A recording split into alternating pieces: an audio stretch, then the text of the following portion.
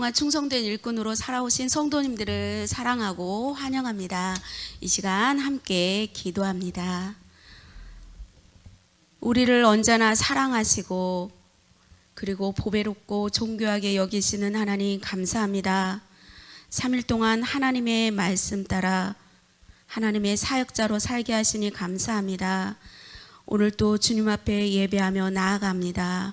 우리의 찬양을 받으시고 이 예배 가운데 성령님께서 임재하여 주옵소서. 예수님 이름으로 기도합니다. 아멘.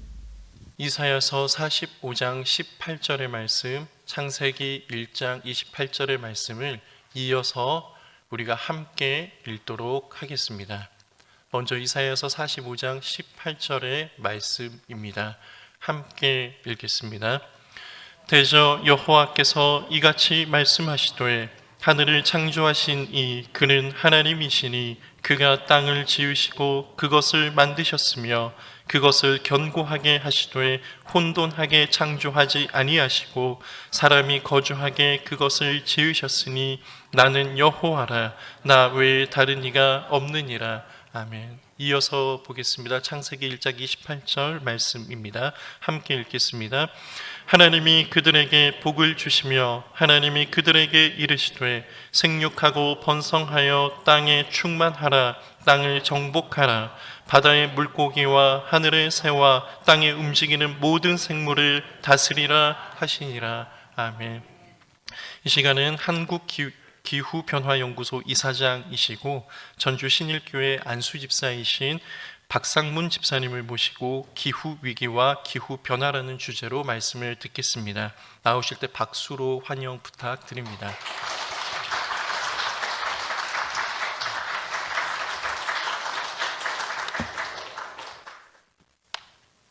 예, 반갑습니다. 저는 그 한국기후변화연구소 이사장을 맡고 있고요.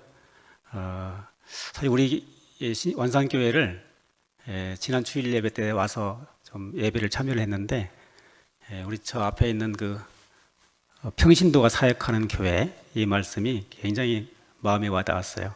우리 유병근 목사님께서 우리 완산교회 중저음의 아주 바리톤 목소리로 이렇게 설교를 하시는 모습을 보면서 우리 목사님은 영화배우나 또는 성악가가 되셨어도 한참 성공을 하셨을 것 같다 이런 생각을 해봤습니다. 오늘 사실 이 주제가 이제 이 수요예배 때 사실은 이 귀한 시간에 나누기가 사실 쉽진 않은데 우리 또 담임 목사님께서 이렇게 귀한 또 시간을 허락해 주셔서 제가 여러 성도님들하고 같이 저런 게 있구나, 우리 삶에서 저거하고 나하고 무슨 관계가 있는데 이런 것도 우리의 영향을 미치겠구나 이런 생각들을 가지시고 공감하는 시간 이렇게 가지셨으면 좋겠습니다. 내용은 이렇게 좀 전개를 하려고 합니다. 한 50분 정도 시간을 지금 제가 하려고 하고 있고요. 이미 기후변화가 시작되었고 그것이 위기로 닥쳐왔다. 그런데 그 원인은 다 알고 있어요. 그리고 그것이 우리 삶에도 어떤 영향들을 미치고 있다는 것을 많이 알고 있습니다. 그리고 근데 이것이 우리의 사회가 어떻게 변화가 되고 앞으로 우리 산업이 어떻게 변화가 되고 우리 미래가 직업이 어떻게 변화될 것에 대해서는 아직은 조금 생소한 것처럼 느껴지고 있습니다. 그래서 우리 종교도 교회도 어떤 역할을 해야 되는지에 대해서 다시 한번 생각해 보는 시간. 그래서 MZ세대가 함께하는 교회, 그리고 지속 가능한 교회, 소위 말해서 서스테이너블 철치 이렇게 나가는 것이 오늘 나누는 시간에 가장 중요한 목표가 되겠습니다. 아까 말씀은 여는 성경 말씀으로 제가 넣었는데 다시 생략하고 넘어가겠습니다. 여러분들 그 지난달에 사실은 이제 오픈이 돼서 개봉이 되어서 1000만이 넘는 관객이 우리 관람을 했던 영화 아바타 2입니다. 13년 만에 나왔다고 하는데 이 영화의 앞부분을 살짝 보고 이렇게 진행을 해보겠습니다. 사실 영상은 저쪽 방송실에서 되어진 인류의 전진기지, 일명 헬스게이트. 이 헬스게이트의 정식 명칭은 RDA 엑스트라솔라 콜로니 01입니다. 자원개발관리국 태양계박 외계식민지 1호. 판도라는 인류의 역사적 해인, 첫 번째 태양계박 진출 행성이라는 것이죠. 인류가 지구로부터 4.37광년이나 떨어진 판도라까지 진출하는 일은 절대로 만만한 일이 아니었습니다. RDA가 천문학적인 시간과 비용을 들여서 성간 여행을 추진했던 이유는 오직 하나, 태양계에서는 나지 않는 가장 귀중한 물질, 언옵테늄 때문이었죠. 언옵테늄은 대체 뭐길래 인류의 눈가를 뒤집히게 만든 것일까요? 인간의 판도라 침략과 관련한 아바타의 세계관을 한번 디테일하게 살펴보도록 하겠습니다.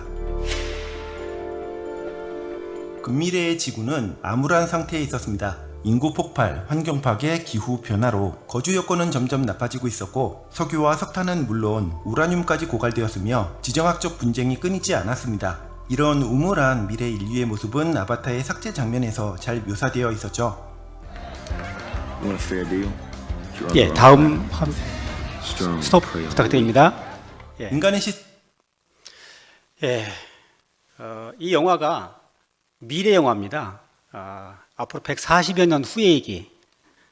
그래서 아까 영상에 나왔지만 지구에 있는 모든 자원들을 다 쓰고 더 이상 쓸 것이 없는, 그리고 사람들이 살기에 아주 안 좋은 환경이 되어서 먼 곳에 있는 약 4.4광년, 그러니까 빛의 속도로 4.45년을 가야 되는 그 거리에 있는 행성을 가서 판도라라고 하는 그 별에서 새로운 물질을 가져오는 임무를 띠고 간다는 영화입니다.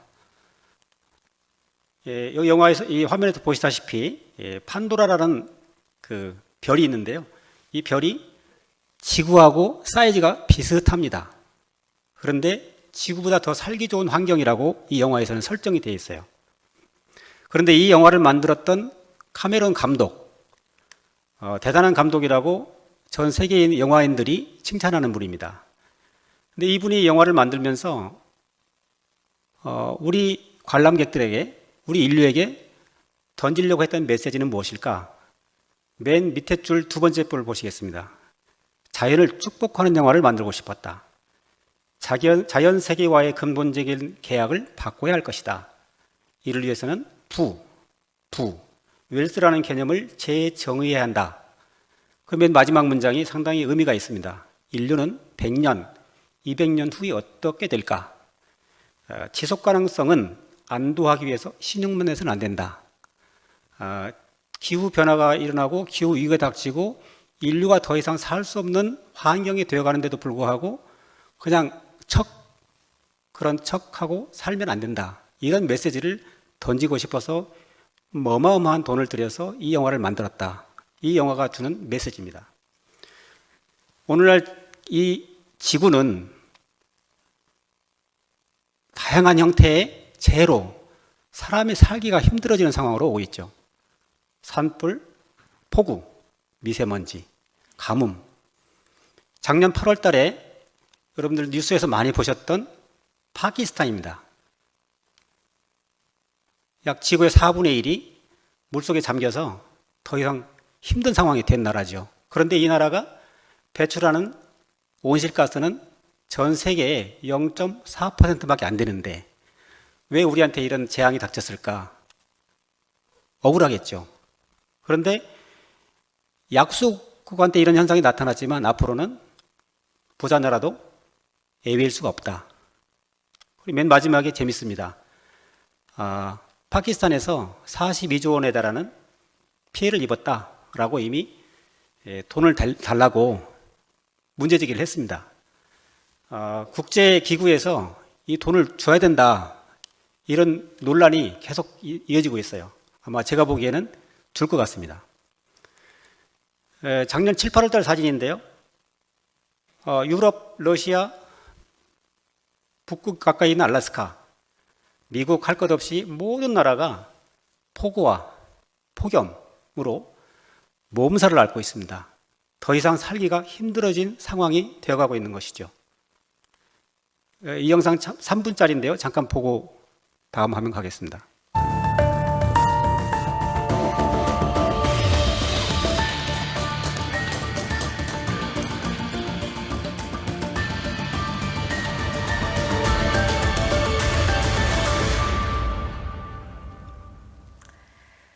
올 한 해 지구촌 곳곳에서는 기후 변화의 심각성을 경고하는 극단적인 자연 재해들이 잇따랐습니다.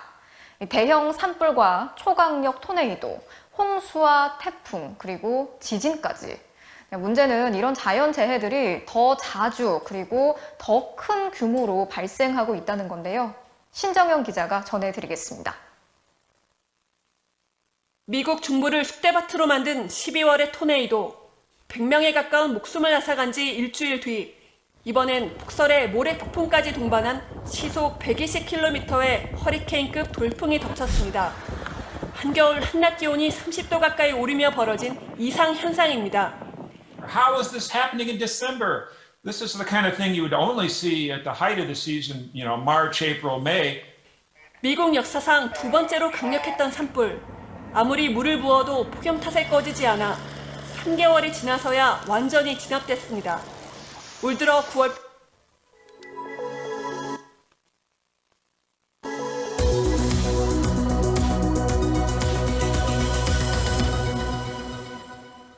제27차 UN 기후변화 총회가 지난 6일 이집트의 휴양도시 샤름 엘 셰이크에서 개막됐습니다. 기후변화 총회를 한마디로 말하자면 지금 지구가 아프고 이렇게 아픈 지구를 치료하기 위해서 회의가 열리는 거죠. 의료진이 환자를 치료하려면 먼저 증상을 잘 알아야 하겠죠. 병원에 가면 체온과 혈압, 혈당을 재고 필요하면 내시경과 정밀 검사를 하듯이 지구에 대해서도 과학자들은 똑같이 그렇게 하고 있습니다. 지금 지구는 얼마나 심하게 아프고 지구의 체온과 혈압, 혈당은 어떤 상태일까요? 19세기 말부터 5년 단위로 지구의 평균 기온을 보여주는 영상입니다. 파랗던 지구가 노란색에서 점점 붉은색으로 바뀝니다. 2017년부터 2021년 사이 5년간의 평균 기온은 관측 사상 최고 기온을 기록했습니다. 다음으로 준비한 영상은 인공위성이 측정한 이산화탄소 농도인데요. 이렇게 2000년대 초만 해도 옅은 노란색이었다가 온통 붉은색으로 짙어졌습니다. 마지막 이산화탄소 농도는 417 ppm으로 역대 최고입니다. 급증하는 기온과 온실가스 농도와 반대로 급격히 감소하는 것도 있습니다. 인공위성이 북극 그린란드의 얼음 질량을 관측한 그래프입니다. 관측이 시작된 2002년 이후 약 5,000기가톤, 즉 5조 톤의 얼음이 사라졌습니다. 올해 그린란드에서는 처음으로 9월에 눈이 아닌 비가 내렸습니다. 기후변화에 비교적 잘 버티던 남극의 얼음도 붕괴 속도가 빨라지고 있습니다.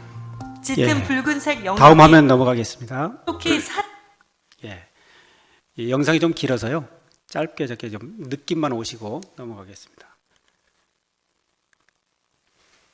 그래서 이렇게 폭우가 와서 서울 강남에 뒤범벅이 되는 상황이 오고, 또 코로나가 지금 만 3년이 2월 24일이면 만 3년이 됩니다. 또 유럽이든 우리나라 울진에서도 그렇고 산불이 나면 보통 5개월 갑니다. 폭염이 저희 어렸을 때만 해도 폭염이 32도라고 그랬습니다. 지금은 열대야가 38도가 넘어가면 열대야라고 표현합니다. 가운데 사진은 사실 텍사스에 폭설이 내렸던 사진입니다. 텍사스는 미국의 남부인데 비교적 따뜻한 곳인데도요, 이렇게 많은 눈이 내려서 살기가 힘들 정도가 됐다. 오른쪽 맨 사진은 서울의 남산을 보고 있는 사진이죠. 그런데 미세먼지로 뿌였습니다. 그래서 우리가 이것을 폭염이다, 폭우다 여러 가지 말들은 하지만 맨 밑에 네모지게 표현되어 있죠. 이것은 기후 변화입니다. 투발로의 외무부 장관이 유엔 총회에 참석하지 않고 영상으로 자기 나라의 바닷속에 들어가서 이 촬영을 했다고 합니다. 그래서 우리는 얼마 안 있으면 우리의 땅이 바닷물 속에 잠긴다, 없어지는 나라가 된다. 그래서 호소를 한 겁니다. 그런데 그 위에 그 원주민 한 분이 이런 얘기를 했다고 그래요. 다시는 물로 심판하지 않겠다고 하신 하나님께서 왜 우리한테 다시 또 이런 시련을 주십니까? 그런데요, 이 투발루뿐만이 아닙니다. 정말 아름다운 섬들인데요. 몰디브, 키리바시, 또 마샬 제도 이런 섬들이 바닷물 속으로 다 잠기게 됩니다. 2035년을 정도 보고 있어요. 그래서 여기 나와 있는 키리바시 같은 경우에는 맨 오른쪽 상단에 이미 뉴질랜드에다가 자기 나라 사람들이 옮겨가서 살 땅을 사놨어요. 왜? 우리 국민들이 살아야 되니까. 그런데 이 아름다운 섬들이 해발이 한 3m, 2m 그렇습니다. 왜 잠기느냐? 북극에 남극에 있는 빙하들이 높기 때문에 그렇다는 얘기가 과학적으로 근거가 있는 얘기가 나오고 있습니다. 자, 난민 얘기가 나옵니다. 사실은 지금 난민들은 사실 기후난민은 많지는 않습니다. 시리아 같은 나라가 내전으로 인해서 난민이 발생한 경우는 있어도, 근데 여기 지금 왼쪽 그림에 보시면 호주의 연구팀에서 보고한 자료에 가면 2050년에 기후난민이 약 10억 명이 발생할 것 같다. 지금 지구 인구가 약 80억 명인데요. 8명 중에 1명이 그럴 것이다라는 거고요. 밑에 보시면 미국 국방부 자료입니다. 2050년경에 똑같은 50년경이에요. 20억 명이 난민이 발생할 것 같다.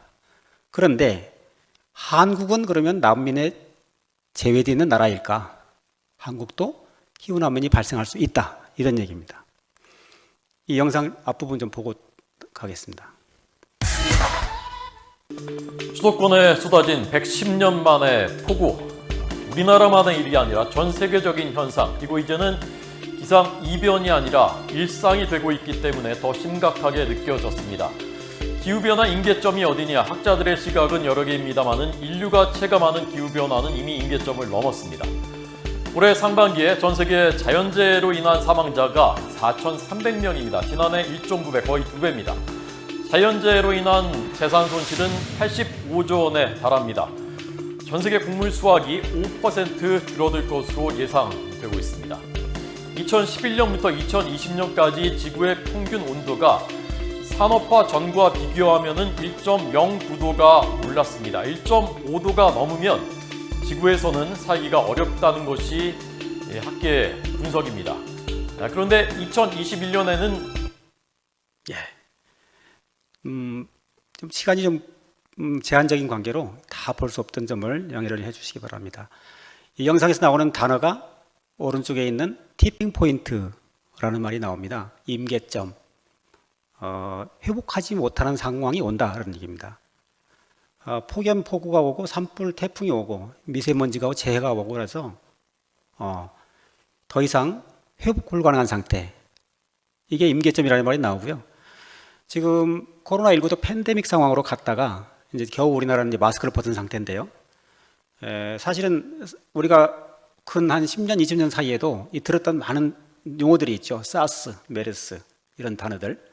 근데 가운데 이 그림이 뭐냐면 AD 1년부터 2020년까지 바이러스로 인해서 인간이 힘들어했던 저기를 그림으로 만든 겁니다. 이 색깔들로 사이즈가 나와 있는데요. 이 사이즈가 곧 피해를 입었던 인류의 숫자입니다. 그런데 지금 맨 밑에 작은 점처럼 보이는 곳 중에 약간 큰 것이 코로나19입니다. 그러면 그 이전에 많은 바이러스로 인해서 다양한 우리 많은 인구들이 인류가 힘들어했다, 그런 말씀이에요. 우리가 잘 아시는 흑사병, 중세 때 일어났다고 하죠. 그로 인해서 이제 종교혁명까지 나왔는데 그 시대에는 유럽 인구의 3분의 1 정도가 다 세상을 뜨는 상황이 발생했다. 그런데 이 중요한 것은 잦아지고 있고 세지고 있다, 그런 얘기입니다.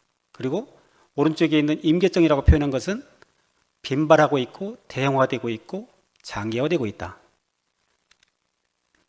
그래서 이거 역시 기후 변화 때문에 그렇다는 얘기입니다. 자, 이렇게 기후 변화가 발생한 가장 큰 것은 지구 온난화, 온실가스에 의한, 이것을 다 인정하는 추세입니다. 그러면 이 지구 온난화가 왜 발생했을까? 그 그림을 그래프로 보여주고 있습니다. 어떤 학자들은 지구 온난화라는 표현보다 히팅, 가열화, 지구 가열화라는 말을 쓰기도 합니다. 그래서 이 말은 인간에 의한 온실가스 배출로 지구온난화가 진행되면서 기후 패턴에 장기적인 변화가 일어났다. 그래서 밑에 그림을 보시면 1990년부터 2019년까지 약 30년 동안에 이산화탄소를 포함한 온실가스 배출 양을 표현한 겁니다. 1990년도에 38기가톤이었는데 약 20년 후에 59기가톤이 됩니다. 약 1.5배가 늘어납니다. 온실가스가. 그로 인해서 지구가 더워지고 뜨거워지고 그런 겁니다. 여기 이 그림을 보시면 색깔이 나와 있는데요. 중국이 가장 많은 이산화탄소를 배출하고 있습니다. 그리고 보시면 왼쪽에 미국도 만만치 않습니다. 또 우리가 알래스카라고 알고 있는 그 지역도 미국이니까요. 그렇게 표현한 것 같아요. 아주 작게 나와 있지만 우리나라도 약간 색깔이 약간 짙은 속에 속합니다. 곧 이산화탄소를 많이 배출하고 있는 나라의 하나다. 자, 그래서 이산화탄소가 많이 배출됨으로 해서 지구온난화가 됐다. 그래서 기후가 변화가 됐다. 그래서 이거를 어떻게 하면 줄일 것인가, 이것을 많은 학자들이 논의를 하고 국제사회에서 다양한 논의를 해왔어요. 1992년부터 겨우 국제적인 합의가 어느 정도 이루어지고 2050년까지 많은 나라들이 탄소 중립을 해보자, 이렇게 지금 외치고 있습니다. 이 그래프는 2050년까지 탄소 중립, 넷 제로를 실현해보자라고 해서 만든 표인데요. 지금 아까 영상에서 나왔지만 약 1도가 이미 올라갔다고 표현합니다. 이 기준은 뭐냐면 산업혁명, 약 150-60년 전에 산업혁명이 일어나고 나서 화석연료를 계속 우리가 쓰다 보니 지구가 더워져서 이산화탄소가 계속 배출되어서 지구 온도가 산업혁명 이전보다 1.09도가 올라갔다. 그래서 약 1.1도가 올라간 겁니다, 사실은. 그래서 이거를 1.5도 이하로, 그러니까 앞으로 남은 온도는 0.5도, 약 0.5도가 더 이상 더 올라가지 않도록 해야 된다. 그래서 1.5도 이하로 낮추자, 더 이상 올라가는 거를. 그렇게 해서 지금 나온 목표가 2050 넷 제로입니다. 그런데 오른쪽 그래프를 보시면 2020년도에 40기가톤이라고 나와 있어요. 그런데 이 이산화탄소 배출 양을 2060년보다 약 앞으로 당겨서 2040년도에 총 배출량을 제로로 만들자라는 것이 이렇게 표가 나와 있습니다. 그래서 이게 쉽지는 않은 그 목표입니다. 그런데 여러분 잘 아시다시피 많은 나라들은 2050년도에 탄소 중립을 하자라고 했지만 가까운 중국, 아까 그래프상에서 짙게 보였던 중국은 2060년입니다. 목표가. 자, 이산화탄소 농도에 가장 영향을 미치는 가스들은 석탄, 석유, 가스입니다. 이 3대 연료가 대부분을 차지하고 있습니다. 소위 말해서 화석연료. 이 화석연료를 우리가 사용하지 않으면 자동차로 운전할 수가 없고 집에서 난방도 할 수가 없고 공장에서 제품도 생산할 수가 없는 상황이 된 거죠. 그래서 이거를 가급적이면 재생에너지, 신재생에너지 등등으로 바꾸자라는 겁니다. 이 그래프는 1만 년 전에서 만 년 전에서 현재까지의 이산화탄소 농도를 쭉 표현한 건데요. ppm 단위로. 과거에 한 150년 전까지만 하더라도 270, 80, 300 이하, 300 이하에서 이산화탄소 농도가 계속 유지가 되어 왔어요. 그런데 불과 한 150, 60년 사이에 400 ppm이 넘어갔습니다. 그래서 지구에 살고 있는 우리 인류가 포악한 주인이 되어버린 거예요. 근데 이거를 우리는 다른 나라에서 한 것, 다른 그 사람들이 한 걸로 보지 내가 한 걸로 생각을 하지 않습니다. 근데 이 413 ppm이라고 하는 것이 2020년도 1월 달인데, 자, 이 영상 잠깐 보여드리겠습니다. 지난달 측정한 전 세계 이산화탄소 농도가 420 ppm을 넘어서 또 한 번 사상 최고치를 갈았습니다. 약 410만 년 전 인류의 조상이 출현할 무렵에 지구의 이산화탄소 농도가 꼭 이 정도였던 적이 있는데요. 그때와 다른 건 지금은 이산화탄소가 증가하는 속도가 그때보다 100배나 빠르다는 겁니다. 말하자면 지구는 410만 년 만에 기후 위기를 맞았고 그 원인은 인간, 바로 우리라는 얘기입니다. 현인아 기자가 전해드립니다. 전 지구 이산화탄소 농도가 관측 이후 처음으로 420 ppm을 돌파했습니다. 미국 해양대기국은 지난달 하와이에서 관측된 이산화탄소 월평균 농도는 421 ppm을 기록했다고 밝혔습니다. 지난해 5월보다 1.8 ppm 증가한 것으로 지구 역사상 410만 년 만에 최고치라고 연구진은 밝혔습니다. 이산화탄소 농도가 계속 급증한 건 인간이 배출하는 온실가스 때문입니다. 최근 발간된 유엔 기후변화 보고서는 지난 2019년 세계 온실가스 배출량은 590억 톤으로 최고치를 기록했다고 말했습니다. 코로나19로 2020년에 5.8% 줄었지만 곧 다시 급증했습니다. The record in carbon dioxide is striking. We haven't seen any improvement despite of the lockdowns caused by COVID in 410만 년 전의 지구는 플라이오스의 온난기라 예. 불리는 시기로 다음 화면 인류의 넘어가겠습니다. 조상이 출현하던 예. 자, 이 지도는 우리나라 지도죠. 그런데 이 지도를 만든 곳은 이제 그린피스라고 그래서 근데 유심히 보시면 멀지 않은 미래입니다. 2030년. 그런데 서쪽, 남쪽 약간 파란색으로 되어 있는 부분이 물에 잠긴다 이런 뜻입니다. 그래서 대한민국에도 약 300만 명대의 피해가 발생한다 이런 뜻이고요. 전라북도도 30여만 명이 피해를 본다. 근데 밑에 그림 빨간색으로 보이는 그림 보이실 겁니다. 이 지도에 보면 왼쪽이 새만금 방조제가 나오죠. 거기서부터 동쪽으로 상당 부분이 빨간색으로 되어 있습니다. 표현하자면 익산까지도 천을 따라 가지고 낮은 곳을 따라 가지고 침수가 된다. 이것이 전문가들의 의견입니다. 8년 후죠. 7년 후. 이 영상 잠깐 보시겠습니다.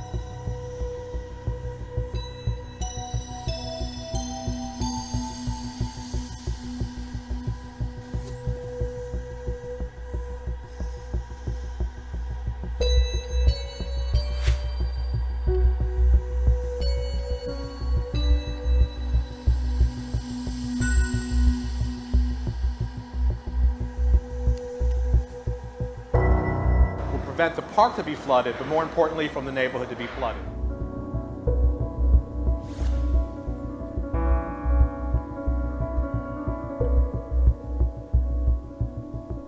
People often point to the Netherlands. The Netherlands only has a third of the coastline in the entire country that New York City has in our city, right? So they just have more space to work with.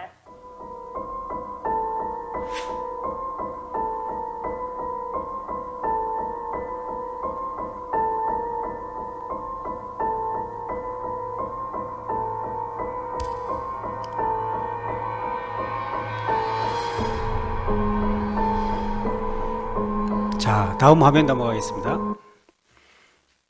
타이틀에도 보시다시피 중세도 아닌데 성벽을 쌓는다. 3m짜리 바닷물이 넘어오는 것을 막기 위해서 어찌 보면 애쓰는 모습은 보이는데 하늘에서 보고 있으면 참 답답하다 이렇게 느꼈을 것 같아요. 우리 지구상의 모든 나라들이 약 200여 나라가 있지만은 환경에 대해서 관심을 가졌던 것은 그리 오래된 것은 아닌 것 같습니다. 30년 정도 됐죠. 리우에서 92년도에 UN 기후변화 협약이 처음으로 채택이 되고요. 97년도에 교토 의정서가 나옵니다. 그런데 이때까지만 하더라도 많은 나라들이 참여를 안 했어요. 결정적으로 많은 나라가 참여를 하고 위기다 해서 나왔던 것은 미국의 트럼프 행정부 때 나왔던 2015년도에 파리 협정입니다. 사실은 그런데 나중에 트럼프는 이걸 탈퇴를 했죠. 그러다가 2018년도에 인천에서 다시 지구온난화 1.5도씨 이 보고서를 채택한 것이 인천입니다. 그래서 그때 1.5도를 넘기지 말자. 한국에서 개최를 하면서 조금 더 포지티브한 안을 내놨던 거죠. 그리고 21년도에 글래스고우 기후 협약을 맞으면서 우측에 나와 있던 9가지의 내용들로 어느 정도 합의를 본 내용입니다. 자, 탄소 중립 시나리오를 UN 산하에 여러 나라들이 참여를 해서 만들었습니다. 그래서 많은 시나리오를 만들었는데 여기 지금 청색으로 칠한 그게 2도고요. 2도씨가 올라가는 상황. 빨간색이 1.5도가 올라갈 때의 상황입니다. 그런데 많은 시나리오를 만들었는데 딱 하나밖에 없어요. 1.5도 이하를 낮출 수 있는 것. 그 다음에 2도를 낮출 수 있는 것도 그 이하로 낮추는 것도 2개의 시나리오밖에 없습니다. 그 정도로 다양한 전문가들이 다양한 나라에서 참여를 해서 시나리오를 만들었지만 실질적으로 이걸 실현해내기가 쉽지는 않다. 이런 것을 보여주고 있습니다. 1.5도가 올라가고 2도가 올라갔을 때 어떤 영향을 미칠까? 아까 말씀드린 대로 인천에서는 1.5도씨 이하로 하자라고 했죠. 보면은 해수면이 0.2에서 0.7m씩 상승을 한다. 산호초도 90%까지 소멸을 한다. 우리 옆에서 우리하고 같이 살고 있는 곤충 6%가 사라진다. 척추동물도 4%가 사라진다. 이게 지금 1.5도씨 보고서입니다. 그래서 많은 나라들이 탄소 중립을 해야 되겠다. 안 할 수가 없구나. 피할 수 없는 흐름이구나. 트렌드가 이렇구나라고 판단했던 거죠. 그래서 만든 것이 타임라인을 만들기 시작했어요. 그래서 넷제로 아까 이산화탄소 중립, 탄소 중립 그것이 2050년입니다. 그리고 우측에 나와 있는 2060 넷제로 GHG가 나옵니다. 온실가스 제로를 만드는 것은 2060년이다. 이렇게 이제 타임라인을 쭉 만들고 있고요. 그래서 우리나라도 2021년에 국회에서 탄소 중립 녹색성장 기본법을 만들었어요. 발효가 된 것은 작년 3월부터입니다. 이 법이 이제 실행된 지는 얼마 안 됐죠. 그런데 이 법이 가지고 있는 영향은 여파는 상당히 클 겁니다. 그런데 아직 우리 국민들이나 조직들에서는 영향을 많이 안 받는 걸로 생각을 하고 있어요. 여기 보시다시피 20년을 계획기간으로 하는 국가 탄소 중립 기본 계획을 매 5년마다 수립을 해야 되고요. 우리 전주시나 전라북도 지방자치단체도 10년 단위로 기본 계획을 계속 수립을 해야 됩니다. 이 기본 계획이라고 하는 것은 법에 나와 있는 거기 때문에 국가가 법으로서 탄소 중립을 밀어붙이겠다 이겁니다. 작년 9월부터 어떤 게 나왔냐면 기후변화 영향평가 제도라는 것을 단계적으로 도입한다고 나와 있습니다. 무슨 뜻이냐면 우리가 건물을 짓거나 모든 어떤 그 시설을 들어올 때 과거에는 교통영향평가를 받았어요. 그게 승인이 안 되면 건축허가도 안 내주고 그랬거든요. 근데 여기서 나왔다시피 기후변화 영향평가를 받도록 하는 거죠. 또 밑에 있는 말도 재밌습니다. 예산을 수립할 때 온실가스 감축 인지 예산 제도를 도입하겠다는 겁니다. 그래서 사실은 돈으로 다 영향을 미칠 텐데 다 온실가스 기후변화 관련돼 있다는 말이고요. 이 책은 2019년도에 나온 책인데요. 미국에서 발행한 책입니다. 상당히 많은 나라의 많은 전문가들이 참여해서 만들었는데 탄소 중립을 위해서 이렇게 해야 되겠다라고 정리된 책 중에 몇 가지만 소개를 해드리겠습니다. 온실가스를 감축할 수 있는 가장 영향력이 큰 것은 육상 풍력 발전이다. 두 번째가 태양광이다. 세 번째가 우리가 매일같이 먹고 있는 음식료 줄이는 거다. 그래서 지금 많은 선진국들 중심으로 음식을, 육고기를 적게 먹고 덜 먹고 하는 것을 계속 그 캠페인처럼 진행을 하고 있습니다. 보시다시피 전 세계 생산되는 모든 식량의 약 3분의 1이 낭비가 되고 있다. 생산을 해서 에너지를 들여서 생산을 했는데 그거의 3분의 1이 버리고 있다는 얘기입니다. 자, 이 다음 화면을 보시겠습니다.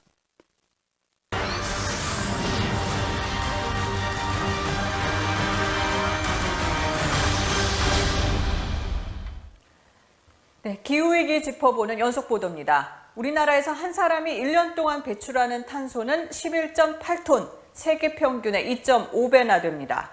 이 개인이 일상에서 탄소를 줄이려면 어떻게 해야 할까요?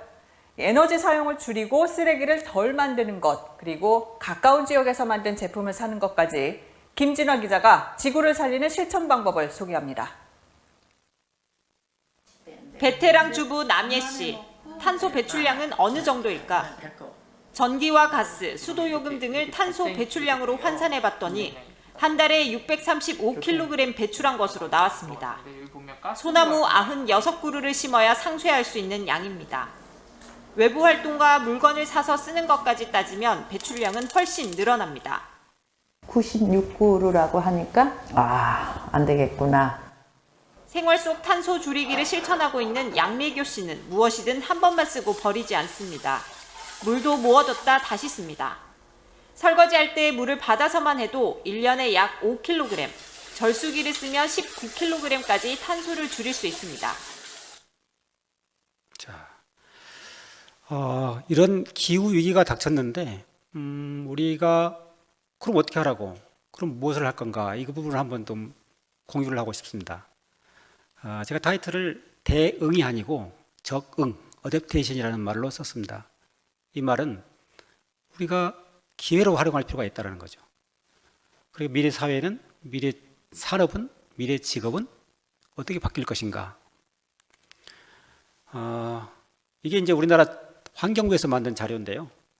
미래가 어떻게 바뀔 것이냐? 그냥 쉬운 말로 써놨어요. 누구나 생활하며 쓰는 에너지를 생산하고 동시에 소비할 것 같다.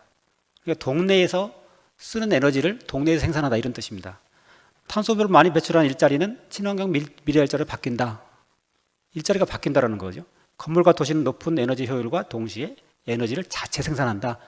대형 건물이 있으면 20층짜리가 있으면 그 안에서 벽면을 태양광으로 한다든가 지붕을 한다든가 10층과 11층 사이에 녹지를 만든다든가 등등등 에너지를 자체 생산한다 그런 뜻이고요. 농어촌과 생태 공간은 지역 경제와 상생하는 그런 에너지 공간으로 변화를 시킨다.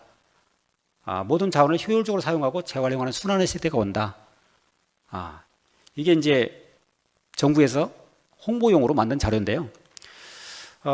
이걸 한번 우리가 지구의 허파라고 불렸던 아마존이 2035년 되면 이산화탄소를 배출하는 지역으로 바뀐답니다. 이미 아마존보다는 작지만 인도네시아, 밀대 우림 지역이죠. 열대 우림 지역. 많은 나무들이 있었지만 개발하면서 많이 사라졌죠. 자, 자원 고갈이온. 아까 그 아바타 2의 영화에서도 보셨지만 자원이 고갈되고요. 물 부족으로 인해서 대규모 사막화가 진행되고 있습니다. 우리나라도 물 부족 국가가 된 것처럼 지금 유엔에서 얘기를 하고 있어요. 왜냐하면 동북 삼성이 가까운 미래에 2030년대에 좀 물이 부족한 현상이 발생할 것이다 하니까 우리나라까지 지금 싸잡아서 물 부족 국가처럼 이렇게 돼 있습니다. 2만여 종의 신종 바이러스가 나온다. 이 말은 뭐냐면 북극의 빙하가 녹으면서 오래전에 그 빙하 속에 닫혀있던 바이러스가 다시 인간에게 다가오고 있다 이런 뜻입니다. 그러니까 팬데믹이 코로나19로 끝나더라도 또 다른 바이러스가 신종, 변종이 아니고요. 신종이 온다 이런 뜻입니다. 자, 디지털 격차라고 말씀드린 이거는 이제 IT 이런 부분하고 관련된 건 4차 산업과 관련된 건데 격차가 갈수록 줄어든다는 뜻입니다. 바람직한 거죠. 똑똑한 군중이 확산되고 있다. 그 다음에 우리가 지금 대의민주주의를 하고 있잖아요. 나를 대신해서 뽑고 그분이 나를 위해서 일을 해달라는 거죠. 그런데 이게 신직접 민주주의로 갈 것 같다는 겁니다. 다민족 인구 비율이 증가할 것 같다. 2050년도에 여기 글자가 참 오타가 아닙니다. 2천만 명까지 간다. 그러면 지금 우리가 한 5,100만 명이라고 치고 한 5명 중에 2명은 외국인이라는 얘기예요. 다민족 국가. 그래서 이분들을 위해서 우리가 정책을 해야 되고 선거도 해야 됩니다. 교회도 그렇게 그분들을 위해서 우리가 적극적으로 활동을 해야 되고. 자, 그렇다면 트렌드, IQ, EQ 여러 가지 나오지만 요새 쓰는 말이 TQ입니다. 트렌드 쿼션트. 흐름을 알아야 된다. 이런 흐름 속에서 우리 종교는 어떤 역할을 할 것인가? 우리 교회는 어떻게 해야 할 것인가를 고민을 하지 않을 수가 없는 거죠. 자, 이거는 WEF라는 말로 딱 표현한 건데요. 기후변화에 인해서 물과 에너지와 식량이 서로 밀접한 연관관계를 갖고 있더라. 이걸로 인해서 사회, 산업, 직업도 바뀐다는 겁니다. 뭐 다 읽기는 좀 시간이 그런데요. 물과 관련된 것들이 국제적으로, 국내적으로 어마어마하게 바뀐다는 겁니다. 한마디로 표현하면. 에너지도 여기 이제 8대 모델이라고 제시가 되어 있는데 뭐 다 읽을 수는 없지만 가운데 우측 한번 에너지 자립섬이라고 되어 있어요. 발전 단가가 높은 도서지역 디젤 발전기를 신재생 플러스 ESS 에너지 저장 시스템이죠. 융합. 그래서 마이크로 그리드로 대체가 될 것 같다. 이게 지금 에너지가 다양한 분야에서 변화가 될 거라는 얘기입니다. 식품, 우리가 80억 인구를 먹여 살릴 수 있는 식량이 끊임없이 공급이 돼야 되는데 그중에 3분의 1은 또 버리고 있고요. 그래서 이것이 1, 2, 3차는 여러분 다 아시고 6차 산업까지 다 나왔어요. 근데 여기서 중요한 것은 IT, BT, GT, CT로 컨버전스가 된다는, 융합이 된다는 얘기죠. 어마어마한 변화가 일어난다는 얘기입니다. 자, 미래 사회가 식량 전쟁. 사실은 여러분들 지금 잘 아시겠습니다만 우크라이나하고 러시아하고 싸우는 것도 한마디로 식량 전쟁이다. 이렇게 표현하는 분들이 많습니다. 현실적으로. 지금 우크라이나 동부에 러시아가 점령하고 있는 땅만 해도 밀 생산량이 어마어마하다고 그래요. 그래서 이미 러시아는 그 상태까지 끝나려고 하는데 우크라이나가 쉽게 안 물러나죠. 자, 물전쟁. 이 물전쟁은 생각지도 못한 곳에서 우리 삶에 어마어마한 영향을 미치지 않습니까? 우측에 있는 그림도 보시면 떠 있는 도시입니다. 이미 아까 영상에서 잠깐 보였는데 우리나라 부산 같은 해양 도시죠. 부산은 이미 떠 있는 도시를 만들려고 시청에 조직을 뒀어요. 플로팅 시티가 되는 거죠. 그린 스마트 미래 학교. 지금 우측에 보시면 작년에 전남교육청에서 5개년 계획을 짰는데 1조 3천억이 들어간다는 얘기입니다. 전라북도 교육청도 이걸 짰어요. 작년에. 이런 그림까지는 아니지만 이미 스타트 끊었습니다. 탄소 중립 경영을 하겠다고 CJ제일제당 여기 보시면 현대모비스 다 비전, 전략, 전술을 다 짜고 있습니다. 계속 그렇게 간다는 얘기입니다. 자, 기후변화가 학문이 새로 생겨서 기후학이라고. 근데 이 기후학이 당연히 그냥 동떨어져 있는 거 아니고 미래학하고 접목이 된다는 얘기입니다. 그래서 앞으로 산업이, 건강 산업이 계속 상승할 것 같다는 얘기고요. 탄소 중립 사업, 탄소 중립 학교 만들기, 탄소 중립 마을 만들기. 그 다음에 신종 바이러스가 계속 나오고요. 질병이 계속 나옵니다. 그래서 그것을 치료하고 치유할 수 있는 산업이 계속 뜬다는 얘기입니다. 기후위기 대응 전문가가 부족하다. 계속 필요하다는 얘기고요. 비상경도 네트워크라고 해서 지금 UN 기후변화 상황실을 중심으로 해서 74개 국가가 참여를 하고 있습니다. 행동하자는 얘기입니다. 행동, 비상행동. 그래서 행동하지 않으면 아무 의미가 없더라. 아주 이게 상당히 세질 것 같아요. 자, 기후 변화로 인해서 탄소 중립을 외치고 있는 상황에서 탄소 중립 학교, 마을 이런 것이 나오고 있는데 탄소 중립 교회도 나오지 않을까? 이 부분에 대해서 뒤에 좀 설명을 드리겠습니다. 자, 초미세먼지가 나오고 CO2 저감을 해야 되고요. 그래서 폭우, 가뭄, 탄소 중립 사업들을 하고 있다. 그래서 여기 스피룰리나라는 게 있고요. 케나프가 있어요. 3주 전에 도청에서 케나프 관련해 가지고 회의가 있었어요. 뭔 얘기냐면 이산화탄소를 많이 흡수하는 한 3m짜리 옛날 우리 그 1년생 풀이 있습니다. 그 풀을 심으면 대기 중에 있는 이산화탄소를 많이 잡아먹더라. 그래서 그거를 사업화시키자. 이게 지금 저 새만금 땅에다가 하려고 지금 계획을 하고 있고요. 이 스프릴루이나 밑에 보시면 미세 조류라고 표현이 되는데요. 이 푸르스름한 색깔로 바닷가에서 자라는 겁니다. 근데 이 풀로 이 해조류로 다양한 제품들을 생산할 수 있다. 근데 이산화탄소를 많이 잡아먹는 그 미세 조류라는 거예요. 스피룰리나. 자, 오른쪽 밑에 있는 그림, 독일에서 이미 제품이 판매가 되고 있는 시장의 모습입니다. 그 마트의 모습입니다. 개인 맞춤형, 가족 맞춤형, 야채, 채소를 생산하고 있는 것이죠. 이 그림은 엊그제 우리나라 뉴스입니다. 타이틀이 그러죠. 저탄소 농산물 판매 늘고 다회용기 사용이 여러 번 쓰는 용기가 일상화됐다는 뜻이에요. 저탄소 농산물 인증 농가가 4년 만에 2배가 올라갔다. 그래서 앞으로 계속 이 트렌드에 맞춰서 사업을 할 수밖에 없고 소비자는 그걸 원한다는 얘기입니다. 이걸 사신 분이 혹시 있을지 모르겠는데요. 이거 보시다시피 쿠팡 선전입니다. 이거 보시면 나와요. 가정용 식물 재배기 타워 베란다. 옛날에 이것을 우리가 그냥 재미 삼아서 키웠는데 지금은 이렇게 사서 30만 원 넘죠. 이거를 집에다 갖다 놓고 거기서 상추를 심어서 내 상추 내가 심어 먹는다 이런 뜻이에요. 우리 삶에 가까운 미래에 일상화된다는 얘기입니다. 직업도 미래 직업이 끊임없이 바뀐다는 거죠. AI 많이 들어보시죠. 인공지능 플랫폼 산업이 계속 뜬다는 얘기예요. 뉴 스마트팜. 스마트팜에서 다시 또 뉴자가 또 붙었어요. XR, 익스텐디드 리얼리티죠. 확장현실, 메타버스, 가상경제가 어마어마하게 뜨고 있다는 거. 국가 4대 미래 산업 중에 하나가 바이오 헬스 산업이에요. 탄소 중립 치유 산업, 미래 에너지 햇빛 발전소. 그래서 우측 밑에 보시면 우리 마을 전기 4세효라고 우리 마을에서 소비되는 전기를 생산을 했고 그보다 더 많이 생산했으니까 사가세 이런 뜻입니다. 그래서 아마 한전에서 우리가 이제 전기를 가져다 쓰는 형태가 대부분이고요. 저도 제 집에서는 3kW짜리 쓰고 있지만은 더 많은 전기를 생산해서 옆 동네에다 판다 그런 얘기입니다. 자, 지금 여기서 종교의 역할은 무엇이고 우리 교회는 어떻게 해야 될까? 많은 분들의 의견들을 제가 조금 정리를 해본 건데요.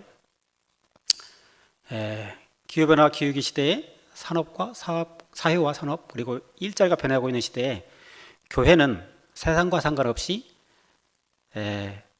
그들만의 삶을 사는 존재가 아니더라. 오히려 세상을 더욱 하나님의 나라에 가깝게 변화시켜야 된다. 그래서 제가 우측에 있는 그림이 뭐냐면 약 20여 년 전에 나왔던 혹시 연세 있으시면 다 기억하실 거예요. 쌍용자동차에 나왔던 렉스턴 차량의 선전 광고 문구입니다. 대한민국 1%. 그래서 대한민국 1% 앞서가는 퍼스트 무버 교회가 되는 것도 한 방법이지 않을까라는 거고요.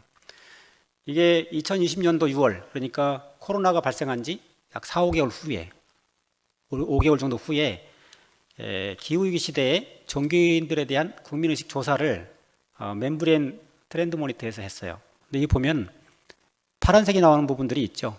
불교하고 천주교, 맨 오른쪽이 개신교입니다. 근데 그때 당시에 조금 과도하게 이렇게 우리 개신교 쪽에서 이렇게 했던 분들이 영향이 있었던 것 같은데요. 어쨌든 종교를 봤을 때 썩 그렇게 달갑지 않게 생각했던 것 같아요. 물론 이 자료가 약간 의도가 있어서 나온 것일 수 있습니다만은, 자, 이 내용은 공공신학에 대해서 많은 관심을 갖고 계시는 이제 우리 김민석 목사님께서 한 내용인데 한번 좀 간단하게 보고 넘어가겠습니다. 가운데 기독교가 공적 종교다. 교회는 항상 공적 교회이다. 그래서 세상과 같이 가야 된다. 세상의 문제, 사회 문제에 대해서 교회가 조금 더 이렇게 열린 마음으로 함께 가야 된다는 것을 이분은 말씀하고 싶었던 것 같아요. 19년도에 나온 책인데요.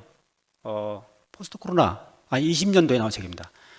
포스트 코로나 시대의 교회의 미래에 대해서 나온 책입니다. 그래서 이때 여기 내용이 한 10분 정도가 공동 책을 썼어요. 근데 요 중에 이종찬이라는 그 BAM을 그 사역을 하시는 분인데, 환경과 생태주의라는 말을 썼어요.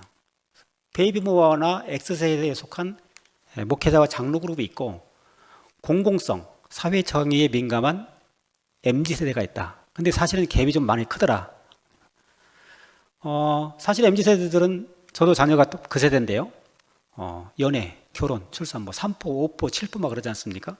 근데 이제 그거 본인들이 닥치고 있는 상황이 이런데, 교회 가면 그런 얘기에 대해서는 별로 이렇게 얘기를 안 하더라. 갭이 있다는 말씀을 드리는 거고요. 하신 거고.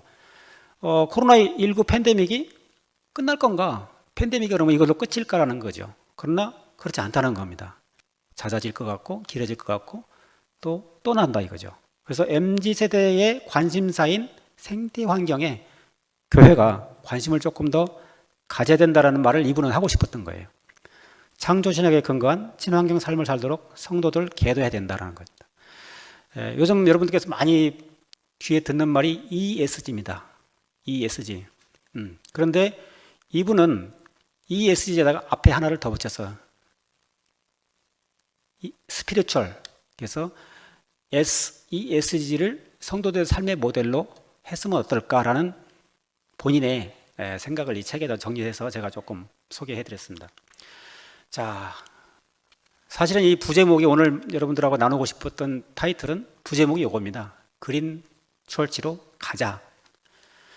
2020년도에 그 이진영 목사님께서 이런 책을 내놨어요.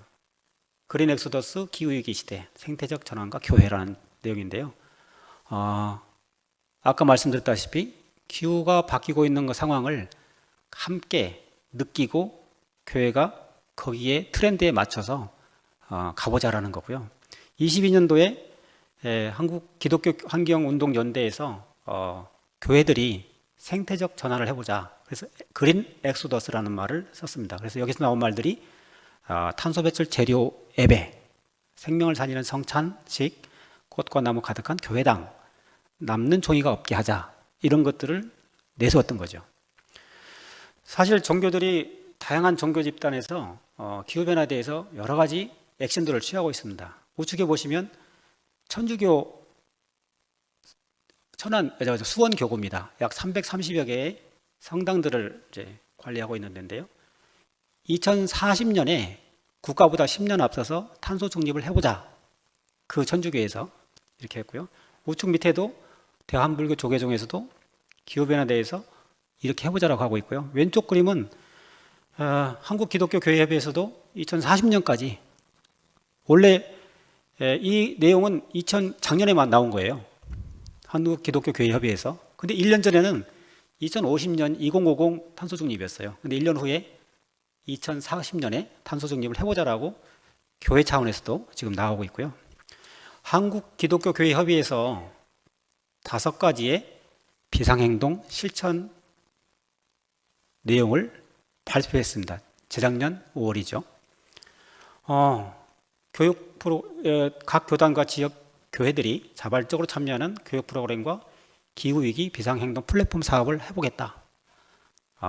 기후위기 극복을 위한 생태 목회 매뉴얼을 개발하고 그리스도인들이 교회 생활과 일상생활, 사회조직 속에서 탄소 저감 운동에 동참할 수 있는 실용적인 방안들을 제시하겠다 등등. 상당히 내용이 보시면 우리 교회들이 나가야 될 방향을 굉장히 제대로 설정해 놓으신 것 같습니다. 한국교회총연합에서도 작년 여름이죠. 이런 3가지 내용으로 실천적 목표를 제시를 했습니다. 녹색교회 운동, 환경주일과 환경선교주일 예배, 세계교회 창조절기 공동예배, 올해의 녹색교회 선정 등을 해보겠다는 거고요. 생명경제운동, 성장과 개발 중심의 경제의 한계를 분석해서 생태적, 경제적 불평등 대안으로 생태적, 공동체적 경제를 모색해보겠다. 그 다음에 창조세계 회복운동, 한국교회 탄소 배출 저감 캠페인, 몽골 운총의 숲 조성 사업 등 다양한 실천 과제들을 제시를 했습니다. 아마 차근차근 진행이 되겠죠. 자, 다음 영상을 잠깐 보시겠습니다. 이 영상은 작년 11월 달에 탄소 중립 기획 포럼을 했는데 지금 속도대로 우리가 온실가스 배출량을 급격히 줄이지 못한다면은 앞으로 20년 이내, 그러니까 2040년 이전에 1.5도씨에 도달할 것으로 전망되고 있고요. 함께 탄식하고 함께 고통하는 것을 이제는 인정하자. 아담아 내가 어디 있느냐라고 하신 질문에 우리가 어디 있는지를 보게 하는 게 중요했는데요. 우리 인류가 기후위기에 대처해서 살아남으려면 전쟁 치르듯이 하면 된다.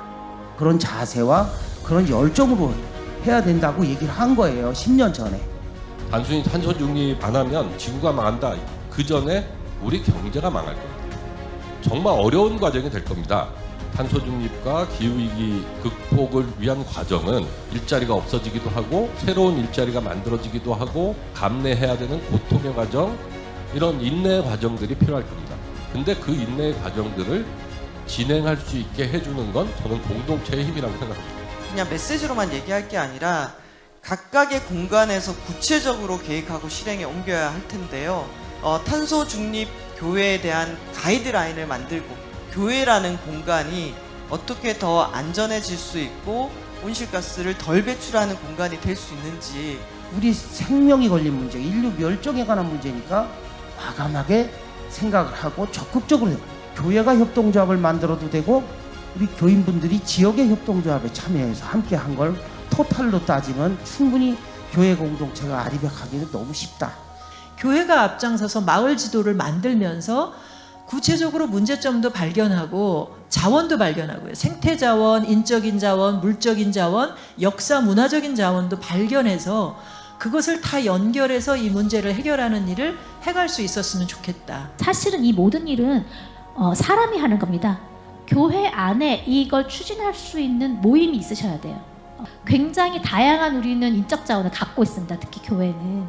그런 분들이 추진위원이 돼서 기술도 검토하고 견적도 검토하고 설득할 수 있는 어떤 정보도 같이 가공하고 이럴 수 있는 능력들이 충분히 많이 계십니다.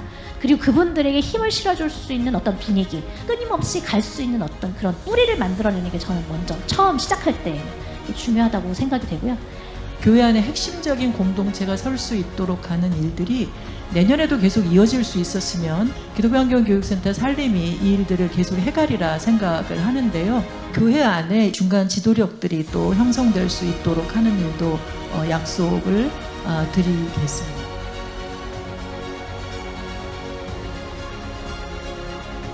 예. 네, 화면 넘어가겠습니다. 아마 제가 말씀드리고자 했던 내용들이 아마 방금 보신 영상에서 거의 다 나온 것 같습니다. 자, 이 거의 마무리 부분인데요. 우리가 에고이즘, 나를 위해서, 나만 위해서 살던 사람들이었었거든요. 그런데 Save Us라는 말을 썼는데 구하자, 사랑으로. 그래서 오른쪽 그림은 에코, 생태적으로 더불어 사는, 그래서 인류가 인류만을 위해 사는 게 아니라 우리 지구상에 살고 있는 모든 생명체들이 더불어 같이 사는 그런 그림으로 가보자. 이거는 마지막으로 사실 이 내용들은 국가가 미래를 어떻게 재편할 건가에 대한 내용입니다. 이민화 교수님이라고 돌아가셨습니다. 재작년에. 근데 그분이 만든 자료인데 제가 여기를 패러디를 했어요. 왼쪽에 보시면 산업군입니다. 화학, 기계, 재료 등등이 나와 있는데, 그러면 가운데 있는 글이 뭐냐면 여러분들께 너무 잘 아시는 소위 4차 산업 때문에 나왔던 말들이죠. 빅데이터, 정보의 바다가 있고 빅데이터가 나오고 가치가 나오고 최적화시키는. 그래서 왼쪽에 가운데 보시면 ICT 기술을 해서 이게 12가지가 나옵니다. 이것이 접목이 돼서 맨 상단에 보시면 앞에 다 스마트가 들어가요. 스마트 금융, 스마트 팩토리, 스마트 농업, 모빌리티, 헬스케어, 시티, 교육, 거버넌스, 환경 등등. 그래서 사실 우리 교회도 스마트 교회로 가는 길지만 멀지만 가는 것이 어떨까라는 생각을 해봤습니다. 이 흐름이 그러니까요. 자, 마지막입니다. 사실은 이제 교회적인데 재작년에 교황은, 이 말은 원래는 스페인에 있는 속담인데 그분이 갖다 쓴 거예요. 신은 항상 용서하고 인간은 가끔 용서하지만 내처 자연은 절대 용서하지 않는다. 아까 말씀드린 대로 자연이 훼손이 되고 파괴가 되고 기후가 변화가 되고 이러다 보니까 회복도 안 되는 상황. 그러면 이 지구가, 우리가 save us, 지구를 우리가 구한다고 생각을 하지만 오만인 거죠. 우리가 어떻게 지구를 구하냐는 겁니다. 지구가 우리를 포기해버리는 거죠. 인류뿐만이 아니라 그런 상황이 오지 않도록 해야 된다는 겁니다. 성경 말씀 아까 읽었기 때문에, 그래서 제가 이 성경 말씀을 찾았던 것은 하나님께서 사람이 살기에 좋게 이 지구를, 이 우주를, 만물을 창조하셨는데 우리의 잘못으로, 오만으로, 이고이즘으로 파손되고 훼손되고, 그래서 더 이상 살 수 없는 지구가 되었다는 것은 조금 비성경적이지 않는가, 이런 생각을 해봐서 이 성경 말씀을 좀 했습니다. 경청해 주셔서 감사하고요. 약 1시간 정도 된 것 같은데 조금 지났습니다. 그러니까 귀한 시간 이렇게 할애를 해서 성전누라 이런 나눌 수 있는 시간을 갖게 해주셔서 너무 고맙습니다. 감사합니다.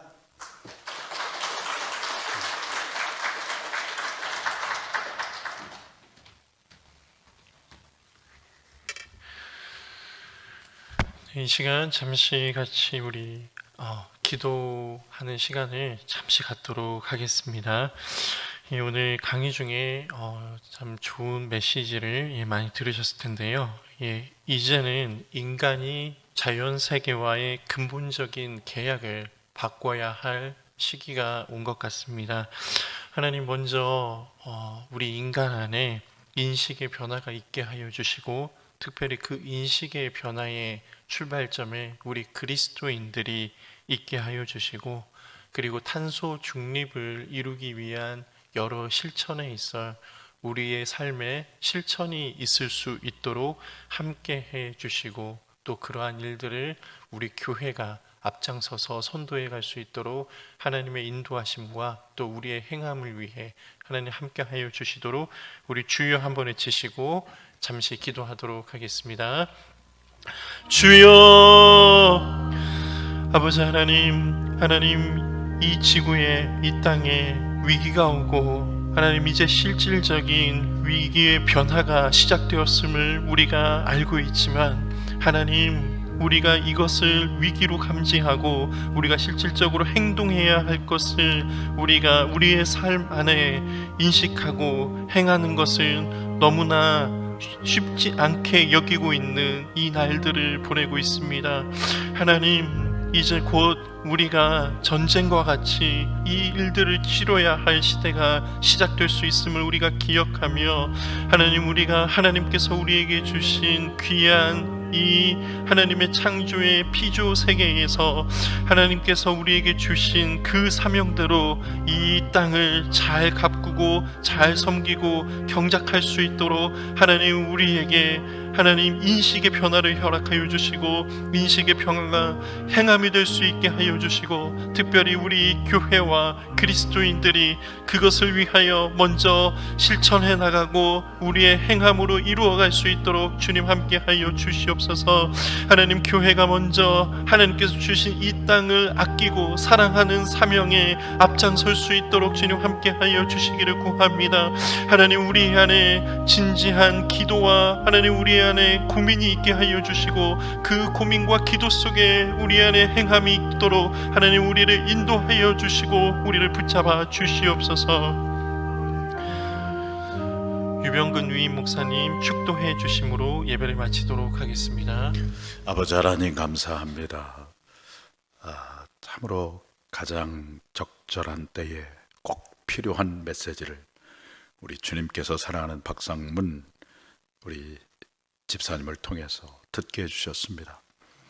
하나님 아버지, 지속 가능한 교회, 녹색 교회, 탄소 중립 교회가 되어야 함을 우리에게 깨닫게 해주셨는데, 아버지 하나님, 먼저 우리 완산교회가 구체적인 실천을, 방안을 마련하고 실천함으로 많은 교회들 가운데서 하나의 샘플이 될 수 있도록 은혜를 베풀어 주셔서 참으로 교회들이 갇혀있는 고독한 섬과 같은 교회가 아니라 이 사회를 선도하는, 세상을 선도하는 그런 교회가 되어지는데 우리 완산교회가 귀하게 쓰임받도록 하나님 역사하여 주시옵소서.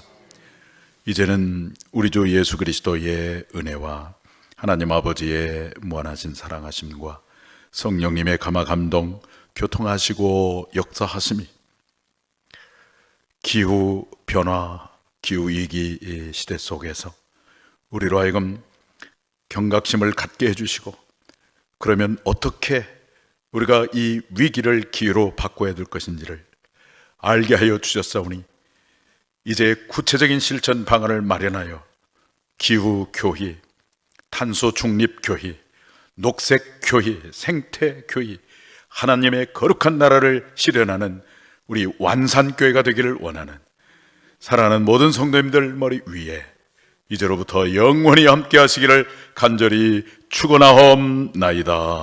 아멘.